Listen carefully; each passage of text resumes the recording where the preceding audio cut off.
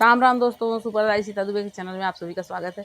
दोस्तों, मैं आज आप लोग को बहुत अच्छी कहानी सुनाने जा रही हूँ और ये कहानी आशा करती हूँ कि आप लोग को बहुत अच्छी लगेगी। और अच्छी लगे तो प्लीज़ कमेंट में ज़रूर बताइए और मेरे इस वीडियो को लाइक कीजिए। और अगर आप लोग मेरे इस चैनल में नए हैं तो प्लीज़ सब्सक्राइब कीजिए। तो दोस्तों, चलिए कहानी शुरू करते हैं। कहानी है एक गाँव की। एक गाँव में एक पंडित जी रहते हैं और वो पंडित जी जो है वो आस-पास के गाँव में और आस-पास के घरों में भागवत पुराण करते हैं। अब एक बार जब वो भागवत करने जाते रहते हैं तो वो चोर पकड़ लेता है और उनसे बोलता है कि जो भी तुम्हारे पास है वो मुझे दे दो। अब वो पंडित जी घबरा जाते हैं, लेकिन फिर भी साहस करके बोलते हैं, देखो मेरे पास तो कुछ भी नहीं है, लेकिन हाँ, मैं जहाँ भागवत करता हूँ वो बहुत दान पुण्य करने वाले लोग हैं, उनके पास है। तो तुम एक काम करना कि वहीं आना और मैं जब भागवत करूँगा तो तुम चोरी कर लेना।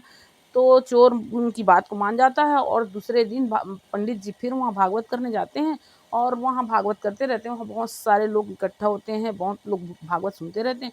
उसी समय वो चोर भी वहाँ पहुँच जाता है। वो चोर पहुँच जाता है, उसी समय पंडित जी भागवत में बताते रहते हैं कि यहाँ से मीलों दूर एक मथुरा गाँव है, मथुरा। और वहाँ जो है ये वो है, एक बालक है, उसका नाम है कान्हा। और वो कान्हा नाम के बालक जो है वो रोज पीपल के पेड़ के नीचे आता है, झाड़ियों जहाँ बहुत सारा झाड़ी है वहीं झाड़ियों के पास आता है, उस पीपल पेड़ के नीचे। और वो बहुत हीरा जवाहरात सोना चांदी से लदा रहता है, तो किसी को अगर चोरी करना है तो वहाँ जाके उसको लूट सकता है। ये बात चोर जो है वो सुन लेता है और वहाँ से खुश होके निकल जाता है। वो सोचता है कि अब ये काम तो मैं ही करूँगा और इस कान्हा को मैं ही लूटूँगा।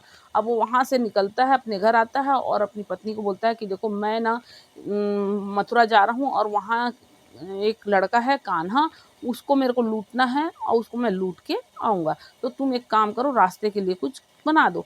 उसकी पत्नी जो भी घर में रूखा-सूखा रहता है वो बना के उसको दे देती है।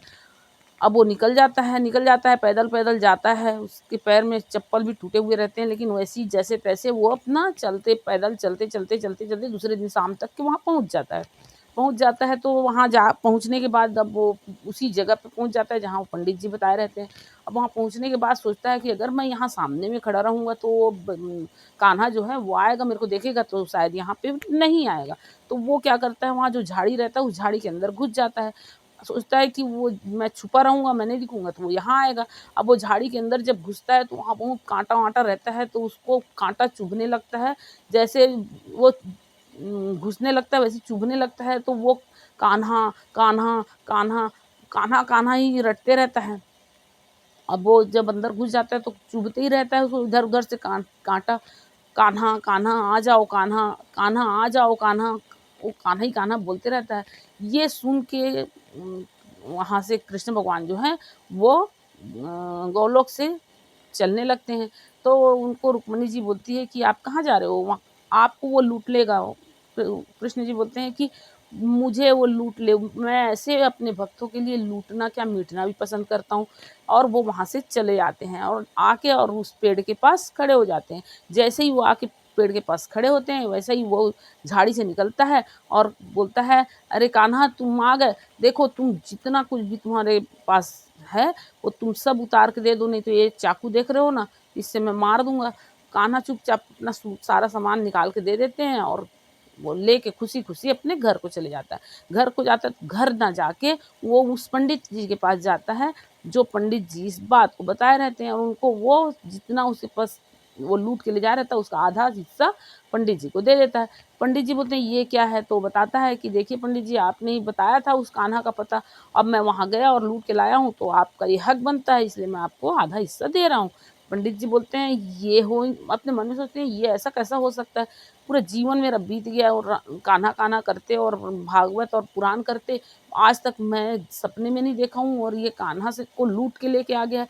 ऐसा वो यकीन ही नहीं करते, वो बोलता है कि नहीं मैं सच बता रहा हूँ। पंडित जी बोलते हैं अच्छा अगर सच है तो तुम मुझको लेके चलो।